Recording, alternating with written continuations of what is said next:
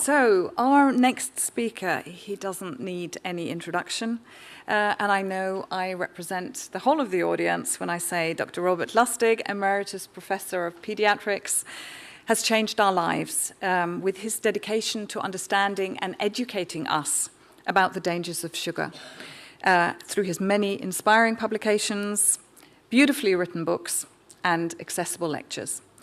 Dr. Lustig is a neuroendocrinologist with expertise in obesity, diabetes, metabolism, nutrition, and law, and holds more titles and influential roles than I can possibly hope to list in this short introduction. Dr. Robert Lustig, we are hugely grateful for your time, your insights, and for the help you've given us to start this consensus movement. So on that note, thank you also for being the world's head of the world's anti-sugar campaign. I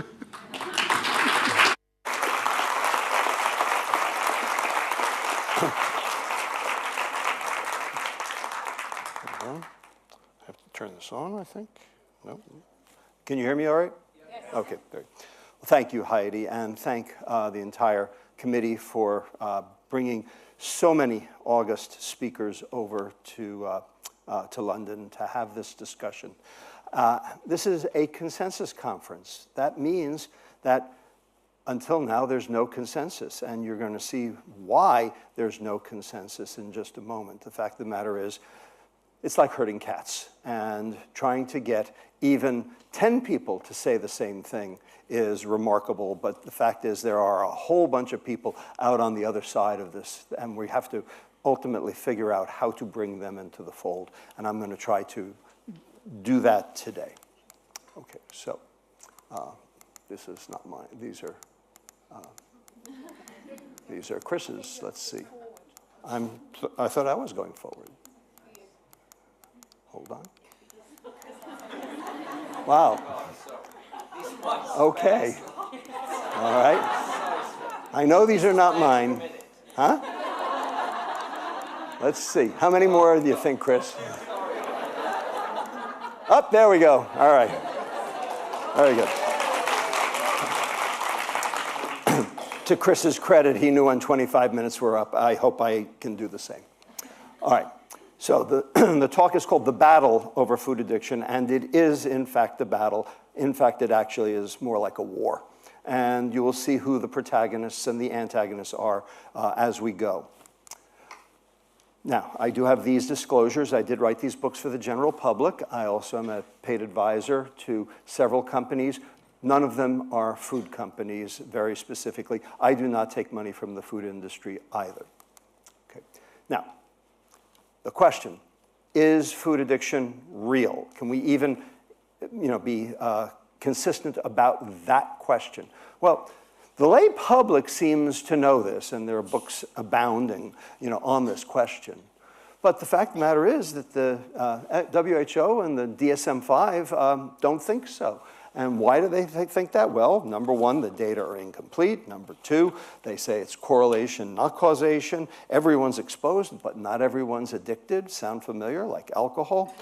There's no withdrawal paradigm or syndrome.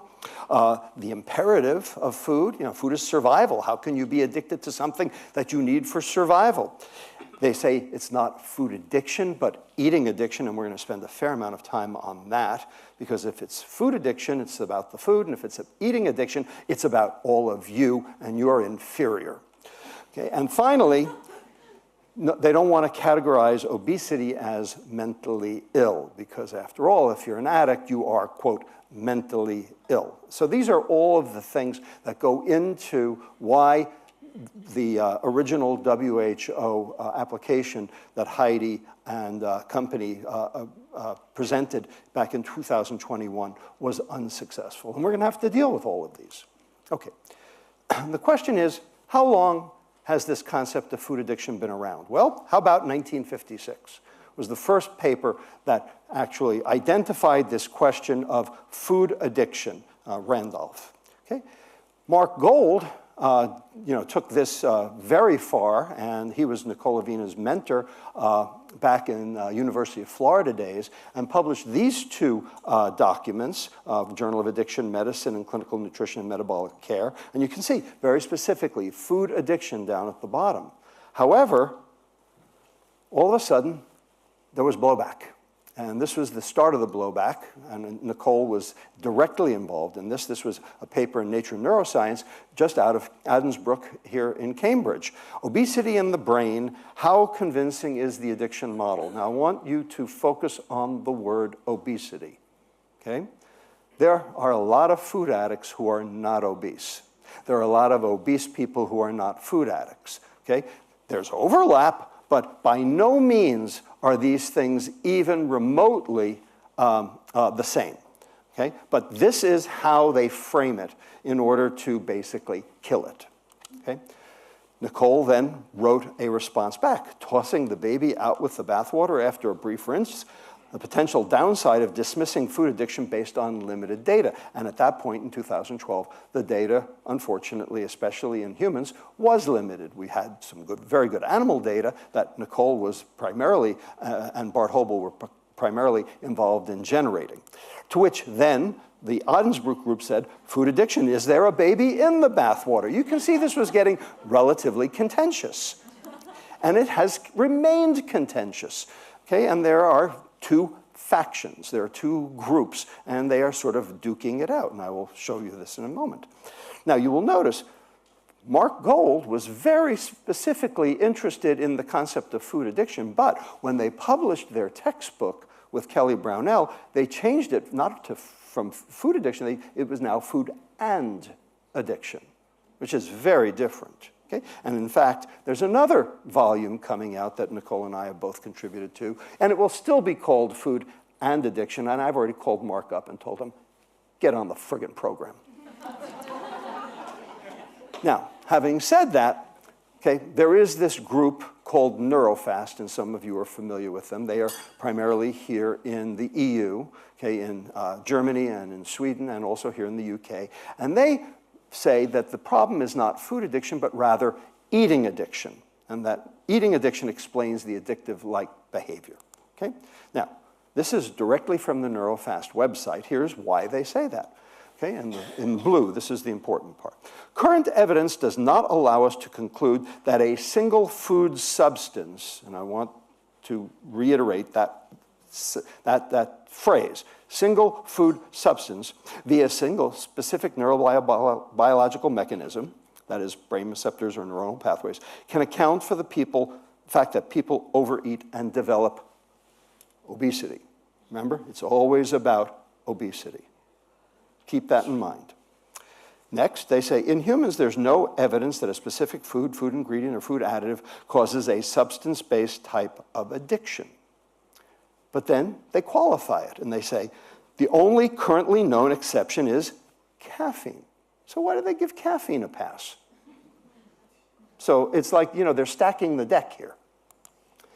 Then they say, within this context, we specifically point out that we do not consider alcoholic beverages as food, even though 1 gram of alcohol has an energy density of 7 kilocalories. So they're basically lopping off stuff that doesn't fit their definition consistently because they don't have a definition that is consistent. And finally, they say addictive overeating is clearly distinct from substance use disorders. So Neurofast exempts both alcohol and caffeine, both of which we know to be addictive. But they say, well, they're not food.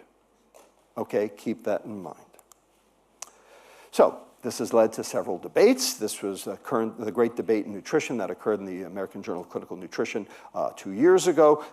Ashley Gearhart on the American side versus Johannes Heberbrand on the German side, who's the head of Neurofast. And here's what they said. Heberbrand says, evidence that specific food ingredients are key determinants of addictive-like behavior are lacking. Gearhart says, highly processed foods are complex substances. They are not the sum of their parts. They are synergistic. They are something else through engineering by combining reinforcing ingredients that ultimately increase the salience of food, like, for instance, salt and fat. okay, to deliver an unnaturally heightened level of reward. In other words, take it as beyond the sum of its parts rather than parsing each individual compound. So here's what we're left with. If it's about obesity, which NeuroFast says it is, if it's about eating addiction, which NeuroFast says it is, and if no specific food stuff is addictive, which NeuroFast says it is, well, then the food industry just keeps going along its merry way. They have complete carte blanche. So if you believe NeuroFast, you don't belong in a consensus conference. Out you go. I have a feeling the reason you're here is because you don't believe that, okay? Ultimately, there's no option for societal intervention. So the question is, what's wrong with this framing? That's where we're going. Well, there are a few things wrong with this framing, okay? Number one, we have some demographic tools that can be brought to bear, like, for instance, the Yale Food Addiction Scale created by Ashley Gearhart and the sample items, and you're all familiar with this, and many of them, you use these in your own practices. The IFACC correlates with neuroimaging. Neuroimaging is essential for being able to document the concept of addiction. The dopamine D2 receptor downregulation, that is the hallmark of tolerance, okay? And we can see it. We can actually measure it. Okay, palatable food cues trigger these very specific areas. Not surprising. Anything that generates a dopamine response will cue these areas, not just food, but alcohol and cocaine and heroin and nicotine and shopping and gambling and internet gaming and social media and pornography, chemical addictions, behavioral addictions. Okay? Does anyone want to tell me that gambling is not addictive? But there's no withdrawal. You get the idea. Okay.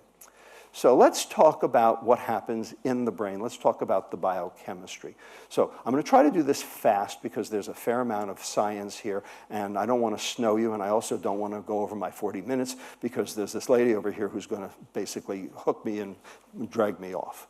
But the thing to know is that there are inputs to the brain, okay, that come from the periphery, okay, and they are both short-term alimentary afferents, like, for instance, ghrelin and peptide YY, which control both hunger and satiety. And they're also hormonal afferents, like leptin and insulin. And that's what we're going to be spending our time on, these two, leptin and insulin. So let's talk about what these two do in the brain, because these are having very specific but indirect effects on addiction. So here's the paradox that explains the rubric. What happens if you give a 5-year-old kid a cookie? They bounce off walls, okay? Known as the sugar high. Every mother knows it. Every school teacher knows it. That's why the cupcakes come out at the end of the day for the birthday party, not in the middle of the day. Because once the cupcake's in, school's out.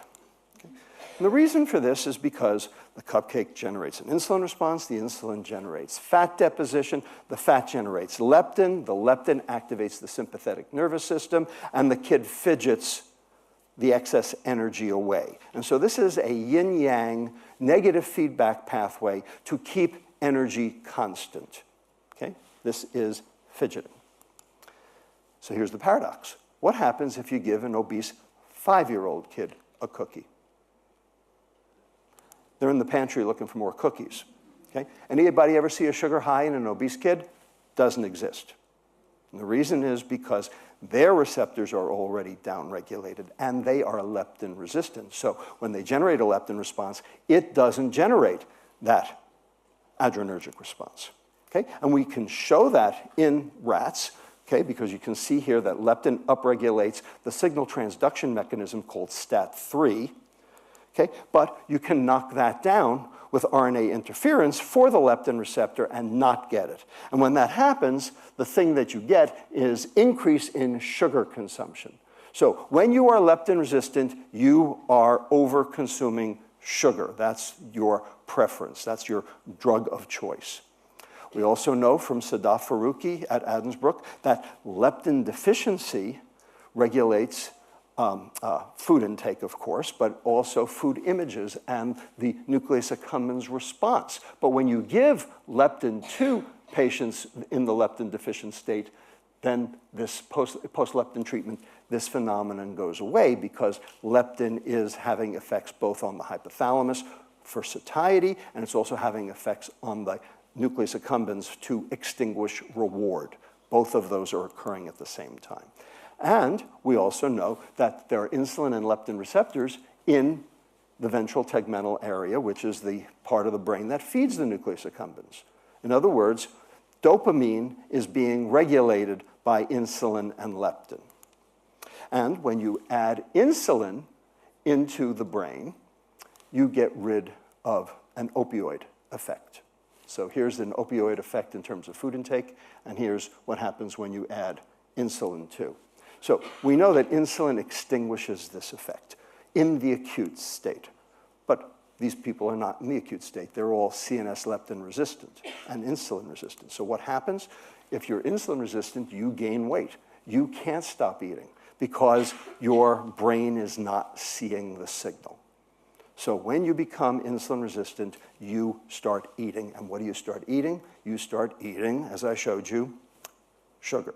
So sugar consumption is the hallmark of insulin resistance. This is shown in a different way here. We're doing patch clamp experiments where you're recording from these neurons, and you can see that when you add insulin, you turn off these neurons right here. Okay? That means that these cells in the nucleus accumbens are responsive to the hormone insulin. And when you generate a model where you up the insulin receptor number, it blocks leptin signaling. Insulin is an endogenous leptin antagonist. Insulin blocks leptin.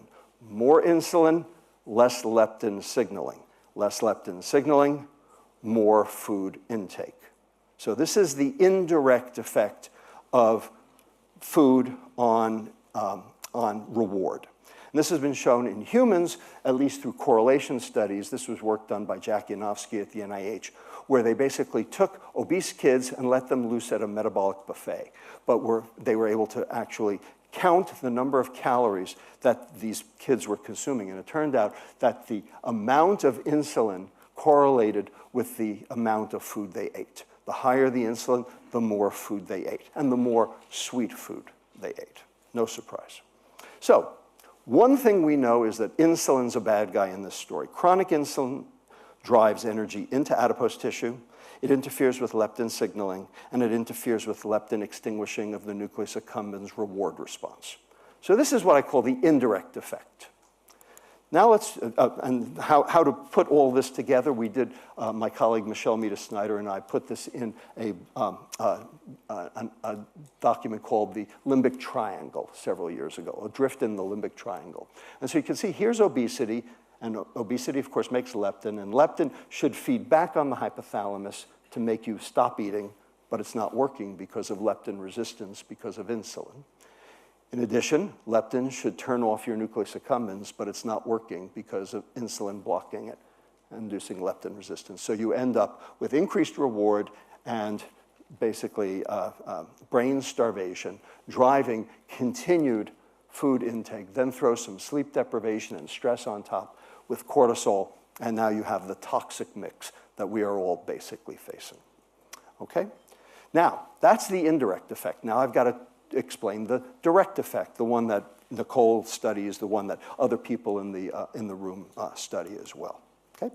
So here's the ventral tegmental area, and here's the nucleus accumbens, and here's your dopamine going between the two. Okay? Now, we know that nicotine is addictive, and why is nicotine addictive? Because it causes increased dopamine release, because it blocks the things that stop dopamine. Okay? Well, the question is, do other things work the same way? And the answer is, yeah, morphine works the same way. So the more morphine you put in the nucleus accumbens, the more food intake you're going to get as well.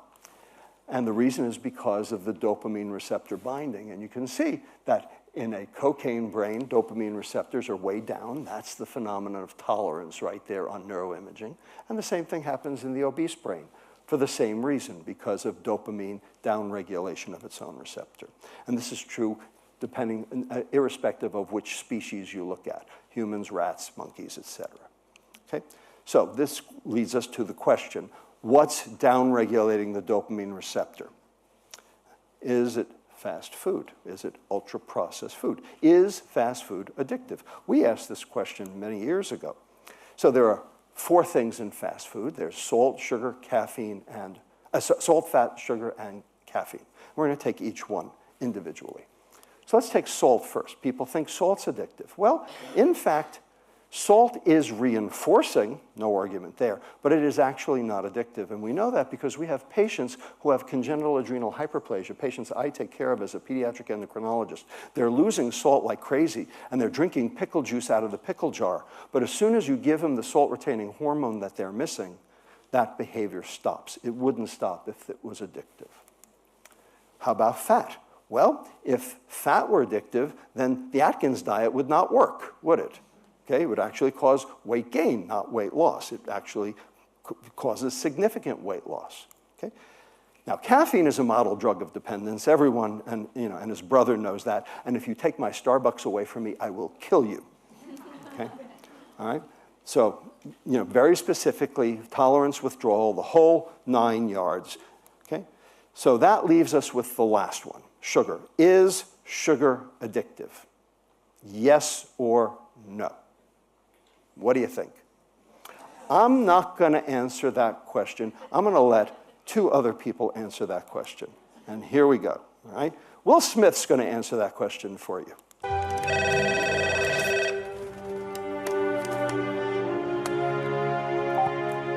What? I guess I owe you some answers, Hoss. Oh, what, you feeling chatty all of a sudden? Sorry, I can't talk right now. I got some secret cases of my own I'm working on. I hate to tear you away from your video game. All right, I'm hanging up. You know the most destructive force in the universe? Sugar?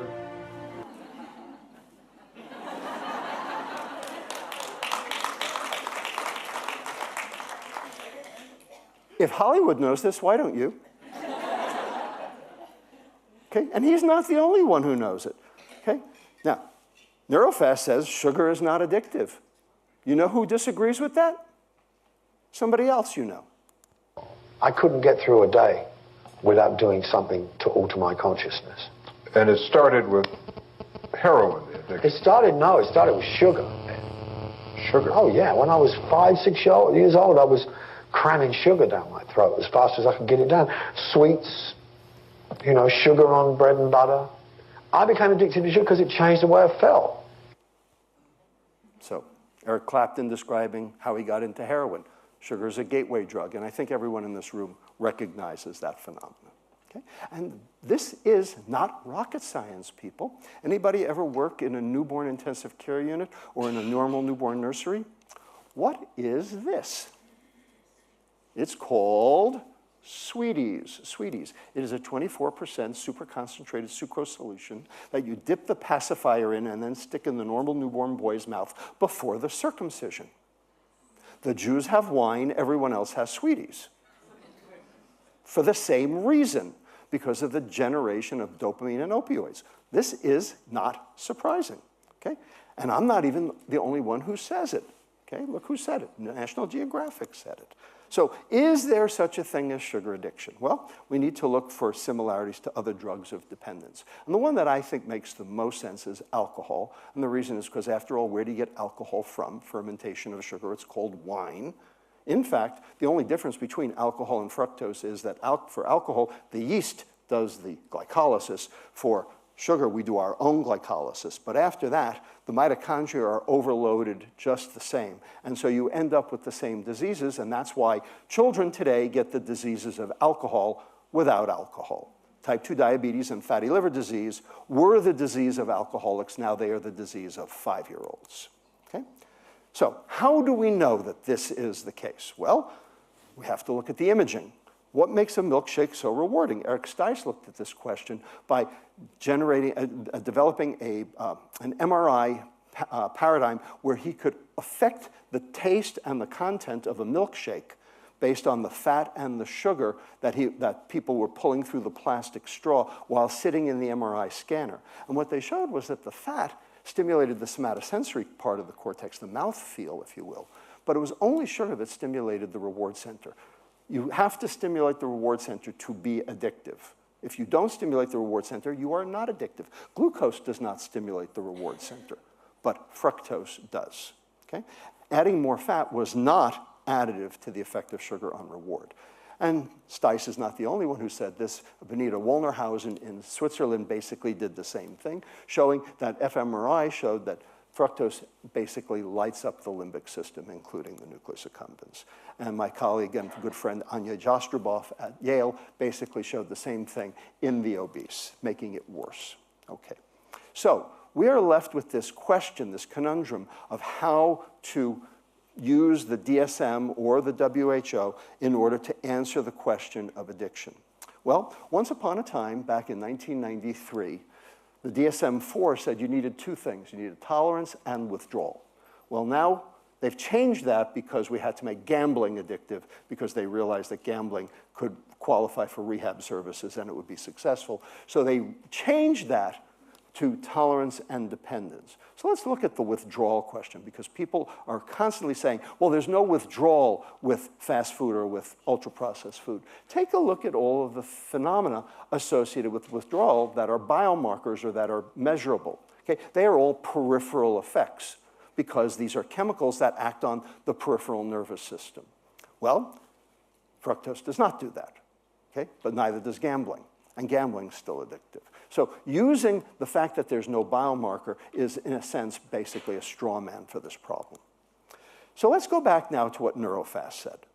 Okay? They said, in humans, there's no evidence that a specific food ingredient, or food additive causes a substance-based type of addiction.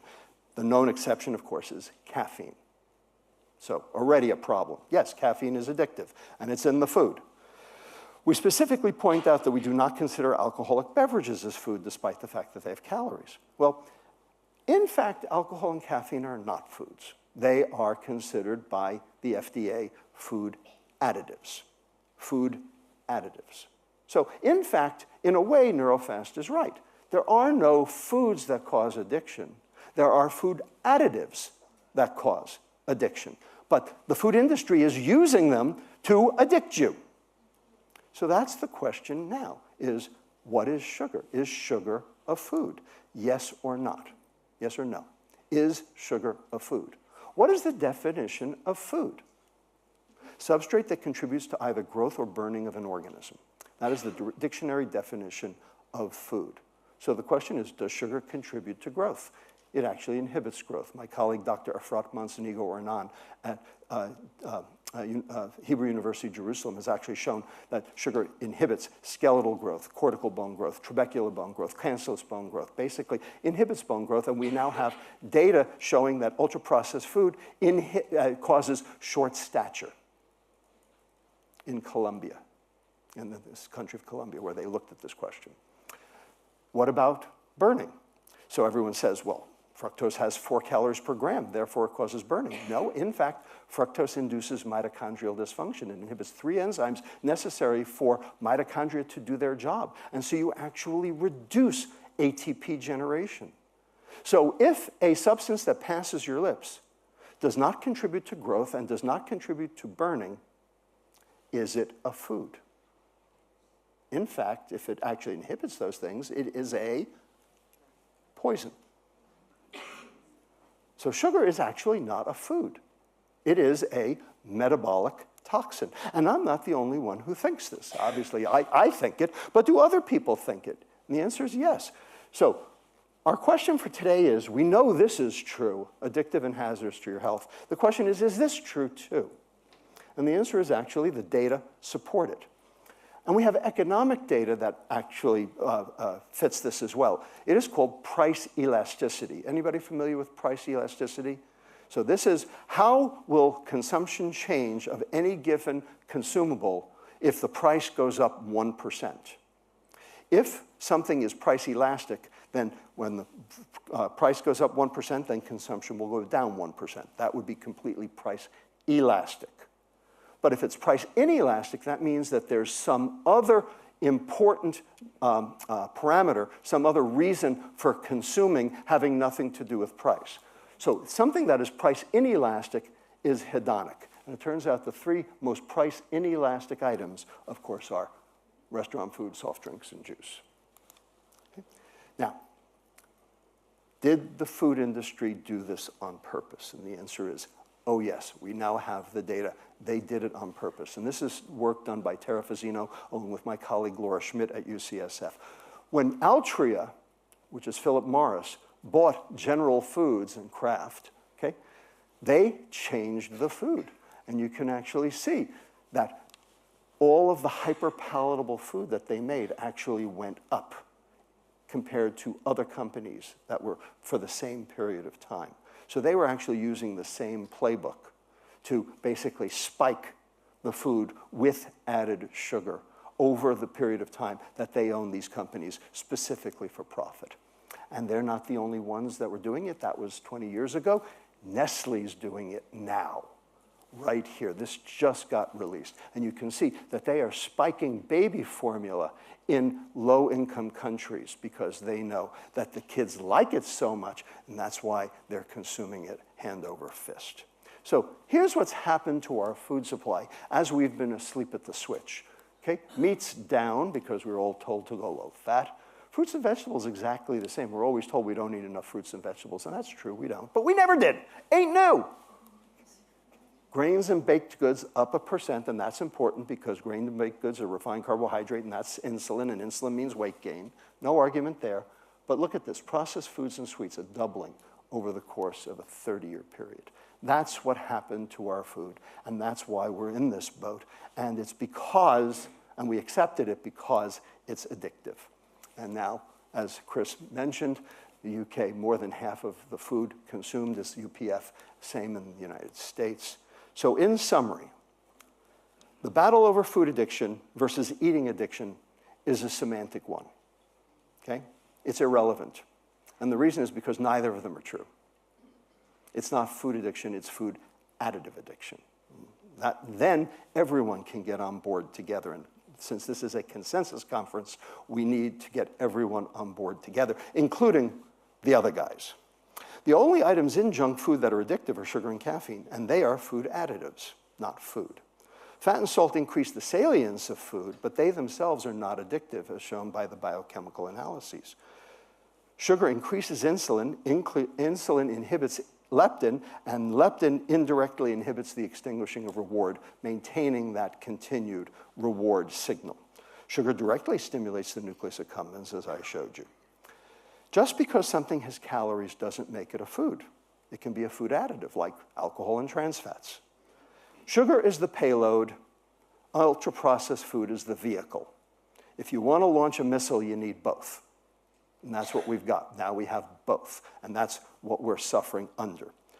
But food addiction is actually a misnomer. Let's talk about what we can agree on. We can agree that sugar is addictive because the data are there, the epidemiologic, the neuroimaging, the clinical, the treatment, across the board data that we have say sugar is addictive, but sugar is not a food. Sugar is a food additive. We even call it added sugar. Let's stick to that, and then we can hopefully get some traction. Ultra-processed food is where the additives are. So if we undid that, we could solve the problem. So with that, I want to thank my collaborators at UCSF, at Touro University, at Columbia, at University of Michigan, and particularly Nicole. We've been at this for, 15 years now, something like that. And I'll be happy to take questions later on. And thank you for your attention. We're going to do questions now. Questions now? I'm sorry. Okay. I've been told that we're doing questions now. So what you know, on the fly. So any questions? It can't be, it's clear as mud, I'm sure. Go ahead. Yes, thank you so much for this fantastic talk. Can you wait for the microphone just so that people on live stream can hear that? Can you hear me? Yep. Wonderful, thank you. Thank you so much for this fantastic talk. I learned so much. And I would like to know about this second to last slide where you said it's irrelevant to try to make this distinction between food addiction and eating addiction. Couldn't it make sense to just say these are two different diseases? Well, I mean, if I observe me, if I observe other people, it seems like we can also get addicted to the process of eating. We can get addicted to substances. Wouldn't it make sense to dream up that in a couple of years there's another conference that also adds eating addiction as a separate category to the DSVM? I can't answer that question. So the question for the audience is eating addiction a separate entity? And it might be, perhaps. Binge eating disorder is sort of a maybe eating addiction, but I will be very honest with you. If you get 100 binge eating disorder physicians in a room, you will get 101 opinions on that subject. Okay, that is not settled either, and that was not our charge. So I'm going to table that, and that is a discussion for another day. What to do about eating disorders? Food addiction is not an eating disorder. You said that caffeine and alcohol are always food additives. I don't think they are. Alcohol is naturally present in bread. Caffeine's naturally present in chocolate. Sorry, say it again. I couldn't hear you. Something about caffeine and alcohol. Caffeine and alcohol, you described them as additives. Yeah. Alcohol is naturally present in small quantities in bread. Sure. Caffeine is naturally present in chocolate. Absolutely. And they are fine when they are in the food itself, but they are not fine when they are added to food. Again, it's the food additive part. Sugar is fine when it's in fruit.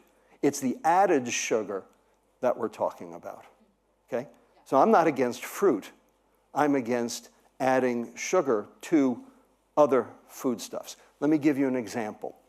Raisin Bran, okay? Raisin Bran has raisins. Raisins have sugar.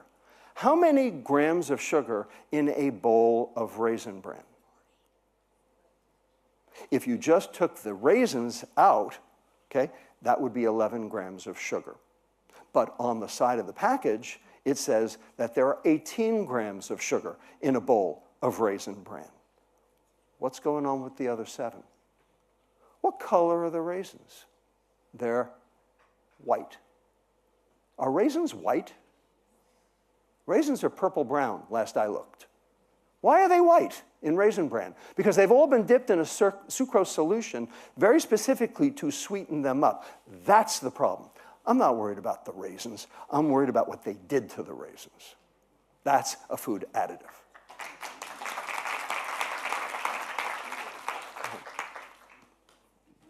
Hello, Professor Lustig. What 3 practical recommendations would you give to a person with a food addiction? Practical, okay.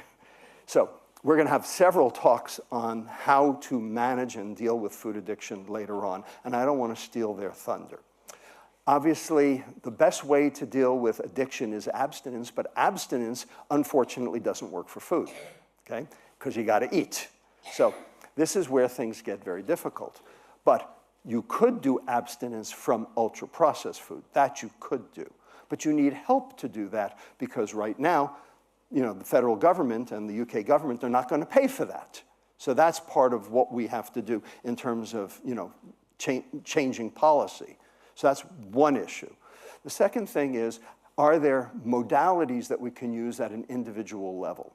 And I'll tell you, there is one modality that I know of that I'm a little loath to, because we don't have good data for it, but from an anecdotal perspective, I've been very impressed with glutamine. Now, why does glutamine work? So you can buy glutamine at the health store. Why does glutamine work? Turns out fructose inhibits an enzyme in the brain called glutamine synthase. And glutamine synthase is necessary to turn glutamate into GABA. So when you have inhibition of glutamine synthase by fructose, you have high glutamate, which makes you irritable, and you have low GABA, which of course should make you much calmer.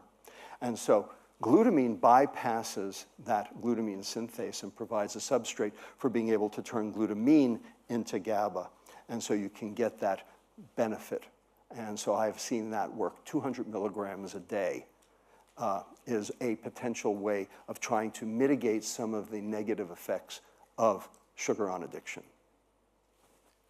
Anecdotal data. No randomized control trial. Thanks for your talk. I wondered if there's just still a bit of a worry. I like the stress on additives because, as Chris said and you mentioned there, nobody really will eat sugar just from the bowl. Nobody's going to worry about sugar and fruit. Right. But it's not merely that it's an additive, it's what it's added along with. Of course. And the processing matters, right? Because, you know... Processing matters. Because most of us... That's why it's ultra-processed food. Right. That's right. But, you know, most of us would know that we have natural limits to how much sugar we'll ingest because it'll seem too sweet. But in Coca-Cola, for example, that it's fizzy and cold, that you've got CO2 in there, suppresses sweetness, accentuates sourness. Yep. You know if you let it go flat and warm, it's unpalatable. Yep. So is that a worry for just saying, here's the additive, this is what we should regulate, or that's responsible, rather than saying it's the additive in the context of other additives, other processes? Oh, no, absolutely. Every one of these items has to be looked at for its specific contribution. Okay? It would not make sense to just say, okay, here's our limit of added sugar. It would make much more sense to say, here's our limit of added sugar for a soft drink. Here's our limit of added sugar for a breakfast cereal. Here's our limit of added sugar for a donut. Here's our limit, you know, et cetera, et cetera. But, you know, you need a government that's willing to do that. Now, can that be done? Absolutely. You did it here in the UK. You did it back in 2006 with salt. Okay, Action on Salt petitioned the Blair government, and they brought all the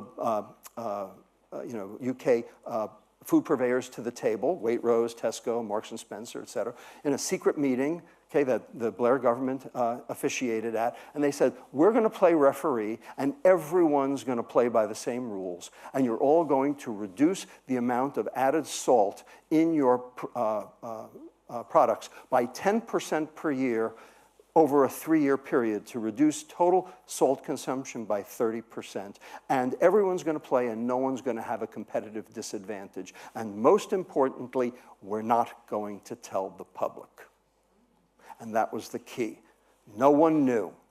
And they just did it, and the Blair government officiated it. And in 2011, he et al., coming out of the Wolfson Center, published a famous paper in BMJ showing a reduction of hypertension and stroke in the UK by 40% because of that public health effort. Could you do that with sugar? Absolutely. But you need government to play along. And so we have to be specific about what it is we want. Hi, my name is Hilary. I'm running a project called the Addiction Economy, which, as Chris was talking about, drawing cross-sectoral lessons across the different addictive products. And what we're looking at with this sort of economic model of addiction is what structural regulatory changes we could be campaigning for. And you've just answered part of the question that I was asking. What would your advice be to us as campaigning organisation to actually specifically be asking for in healthy and ultra-processed foods? Well, the question is, what can government do? Yeah. And the answer is, it can do just what we just talked about. It can also help with labeling. And the most important thing is a public service campaign. Okay? People need to know. Right now, they don't know. I will tell you that in the United States, in 2011, okay, the International Food Information Council asked a question. That they have a yearly report. They're the public relations arm of the food industry, and they ask the public every year a question. And in 2011, they asked the question, what foodstuff contributes most to weight gain? 11% of people said refined carbohydrate and sugar. 42% people said a calorie is a calorie, or I don't know. 7 years later, 2018, they asked the exact same question with the exact same verbiage. And this time, 33% of respondents said refined carbohydrate and sugar, and an equal number of people declined from a calorie is a calorie, or I don't know. In other words, you can educate the public, and when you educate the public, then you can use that to soften the playing field for policy changes that people will then accept. I am going to be testifying in front of Congress on Wednesday about getting soda off the Supplementary Nutrition Assistance Program, known as food stamps. A year ago, that would have been unheard of. It can be done. Thanks very much. That was part of our plan, so I'm very excited you said that. Do you think also that psychology root or psychology reason contribute to food addiction? I'm sorry, say it one more time. Do you believe or do you think that also psychology root or psychology reason contribute to food addiction? Oh, absolutely, absolutely. If people don't understand what it is they're dealing with, okay, I will tell you, I think the biggest problem, and I actually talked with Chris about this yesterday afternoon, I think the biggest problem is one word that I think needs to be retired. I actually think needs to be blown up, and that word is calorie. Kill the calorie. Okay, calories are how we got here. Calories have to be basically we have to get rid of calories. This is not about calories. This is about harm reduction from a toxic substance. In the same way, tobacco. Tobacco is not calories, but tobacco is harm reduction from a toxic substance. That's how we have to look at this. Yes. Absolutely. We have to look at all of those questions: child abuse, adverse childhood experiences as possible instigators of food addiction. No question. There's personal intervention, which we can call rehab, which would be within that, and there's societal intervention, which we can call laws. You need both. You need rehab and laws. Rehab and laws. For tobacco, alcohol, opioids, cocaine, we have rehab and laws. For sugar, we have nothing. We need both. Thank you, Dr. Lustig.